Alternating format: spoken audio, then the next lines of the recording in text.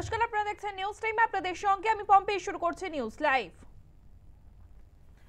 গোয়েন্দাদের নজরে ইউটিউবার জ্যোতির গতিবিধি। জ্যোতি পেহেলগাঁওতেও গিয়েছিল। চলতি বছরের জানুয়ারিতে পেহেলগাঁও ভ্রমণ। গোয়েন্দাদের নজর জ্যোতির ভ্রমণের দিকে। হরিয়ানার বাসিন্দা পাকচর জ্যোতি মালহোত্রা একাধিকবার পশ্চিমবঙ্গে আসেন জ্যোতি। ট্রাভেল ব্লগে কলকাতার বেশ কিছু ছবি বাংলায় এসে চষে বেরিয়েছেন জ্যোতি। শিয়ালদা, হাওড়া, দমদম স্টেশনের ছবি, বড়নগর মেট্রো, দক্ষিণেশ্বর মন্দিরের ছবি, নদিয়ার গেদে সীমান্তেও গিয়েছিলেন জ্যোতি। বেড়াতে এসে কেন সীমান্তে গিয়েছিলেন?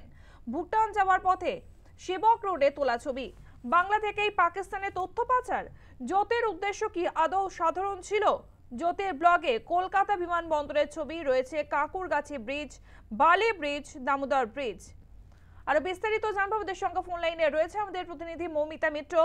মৌমিতা, হরিয়ানার বাসিন্দা পাকচর জ্যোতি মালহোত্রা পশ্চিমবঙ্গে আসেন। পশ্চিমবঙ্গে এসে কোথায় কোথায় যান?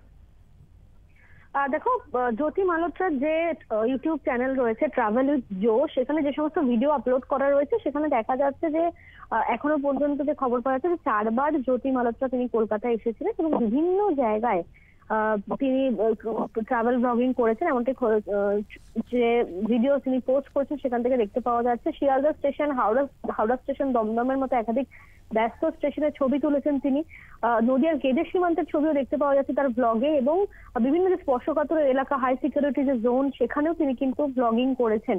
বরানগর মেট্রো স্টেশনের ছবি দেখা যাচ্ছে, দক্ষিণেশ্বরের মন্দিরের ছবিও তিনি এই ব্লগে তিনি ফ্রেমবন্দি করেছেন। এমনকি শহর কলকাতার হলুদ ট্যাক্সি, হাওড়া, শিয়ালদা বিভিন্ন জায়গার ছবি উল্লেখ করা হয়েছে। দমদম, ব্যারাকপুর এর বিভিন্ন জায়গার ছবি রয়েছে জ্যোতির ব্লগে। কলকাতা এয়ারপোর্টের ছবি দেখতে পাওয়া যাচ্ছে, রেল লাইনের পাশে বিভিন্ন ঝুপড়ি, কাকুরগাছি ব্রিজ, বালি ব্রিজ, দামোদর ব্রিজের বিভিন্ন ছবি রয়েছে। এবং শেষবার তিনি 3 মাস আগে কলকাতায় এসেছিলেন এবং ফেব্রুয়ারি মাসে শেওড়াফুলিতে একটি বিয়ে বাড়িতে অনুষ্ঠানে তার যোগ দেওয়ার কথা ছিল। সেই কারণে তিনি রাজধানী এক্সপ্রেসে চড়ে একেবারে দিল্লি থেকে শিয়ালদা স্টেশনে পৌঁছন। কলকাতায় হলুদ ট্যাক্সিতে করে বিভিন্ন জায়গা তিনি ঘুরে বেড়ান, যে কারণে সৌমিত ভট্টাচার্যের নামও জড়িয়েছে যে কলকাতায় তাকে বিভিন্ন জায়গা ঘুরে দেখানোর জন্য সৌমিতই তার সঙ্গে একই সঙ্গে ভিডিও আপলোড করেছেন। এবং ব্যারাকপুরের জনপ্রিয় দোকান থেকে বিরিয়ানি খেয়েছেন। অর্থাৎ কলকাতা শহর সহ সংলগ্ন যে সমস্ত যে দর্শনীয় স্থান রয়েছে, বিভিন্ন যে জায়গাগুলোতে তিনি ব্লগ করেছেন, সেই সমস্ত জায়গার ভিডিও কিন্তু ইতিমধ্যে সামনে এসেছে। এখান থেকে প্রশ্ন উঠছে যে শুধুই কি ব্লগিং, শুধুই কি ঘোরাফেরার জন্য, নাকি তথ্য পাচারের উদ্দেশ্যে তিনি পশ্চিমবঙ্গে এসেছিলেন? এটা নিয়ে ইতিমধ্যে একটা রহস্য দানা বেঁধেছে। এবং পাকিস্তানি গুপ্তচর হিসেবে যার যে সমস্ত তথ্য সামনে এসেছে, হরিয়ানার বাসিন্দা জ্যোতি মালহোত্রা, সেই জায়গায় দাঁড়িয়ে বিভিন্ন সোশ্যাল মিডিয়া অ্যাকাউন্টে তার যে সমস্ত ছবি তিনি আপলোড করেছেন, সেখান থেকে কিন্তু আরো সন্দেহ তীব্র হচ্ছে যে জ্যোতি তিনি কি বাংলা মানে পশ্চিমবঙ্গ থেকেই তিনি কি পাকিস্তানে বিভিন্ন তথ্য পাচার করছিলেন। তার যে সমস্ত ট্রাভেল ব্লগ রয়েছে সেখানে কলকাতার যে সমস্ত জায়গার ছবি দেখতে পাওয়া যাচ্ছে, তাতে বলা যেতে পারে যে বাংলায় এসে রীতিমতো চষে বেরিয়েছেন এই জ্যোতি মালহোত্রা। বিভিন্ন জায়গায় তিনি ঘুরেছেন, বিভিন্ন জায়গার ভিডিও পোস্ট করেছেন, সেখান থেকে নতুন করে আবারও কিন্তু রহস্য দানা বাঁধছে। এবং একটা সূত্র মারফত খবর যে জ্যোতি মালহোত্রাকে একেবারে অ্যাসেট বানানোর চেষ্টা করেছিল আইএসআই, তাকে হাতিয়ার করেই পাকিস্তানে আরো বড় কিছু করার পরিকল্পনা ছিল। এবং পাকিস্তান এই জ্যোতিকে আলাদাভাবে ব্যবহার করতে চেয়েছিল। অন্যান্য ইউটিউবার বা ইনফ্লুয়েন্সারদের সঙ্গে যোগাযোগ রাখা হতো জ্যোতির মাধ্যমে, পাকিস্তানি এজেন্টরা যোগাযোগ রাখতো, তাদের মগজ ধোলাইয়ের চেষ্টা করা হতো। এবং তার এই যে বিদেশ ভ্রমণ, একাধিক থাইল্যান্ড, ইন্দোনেশিয়া সহ চীনের বিভিন্ন 5 তারা হোটেলে সে থেকেছে, এই বিদেশ ভ্রমণের খরচও এই আইএসআই এজেন্টরাই বহন করতো বলে এখনো পর্যন্ত তদন্তকারীরা তারা কিন্তু মনে করছেন। ধন্যবাদ মৌমিতা। আমাদের সঙ্গে ফোন লাইনে ছিল আমাদের প্রতিনিধি মৌমিতা মিত্র।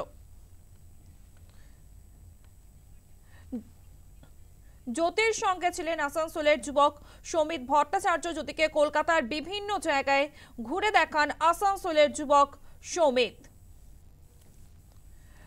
জ্যোতির সঙ্গে ছিলেন আসানসোলের যুবক সৌমিত। জ্যোতিকে কলকাতার বিভিন্ন জায়গা ঘুরে দেখান আসানসোলের যুবক সৌমিত ভট্টাচার্য।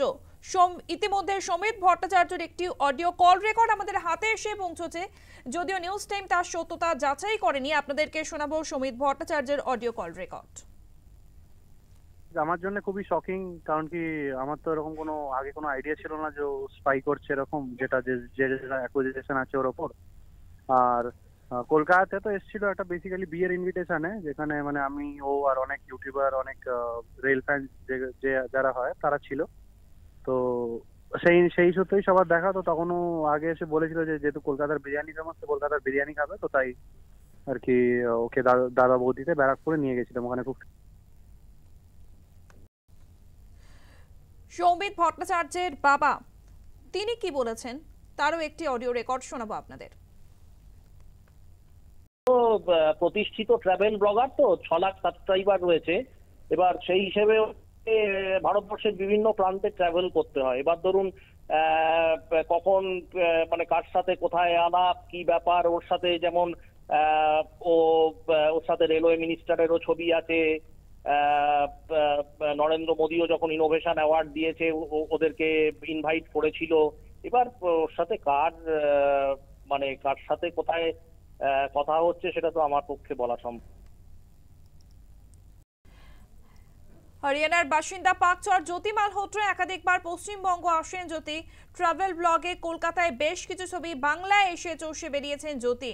শিয়ালদা, হাওড়া, দমদম স্টেশনের ছবি, বড়নগর মেট্রো, দক্ষিণেশ্বর মন্দিরের ছবি। নদিয়ার গেদের সীমান্তেও গিয়েছিলেন জ্যোতি। বেড়াতে এসে কেন সীমান্তে গিয়েছিলেন এখন এই প্রশ্নই।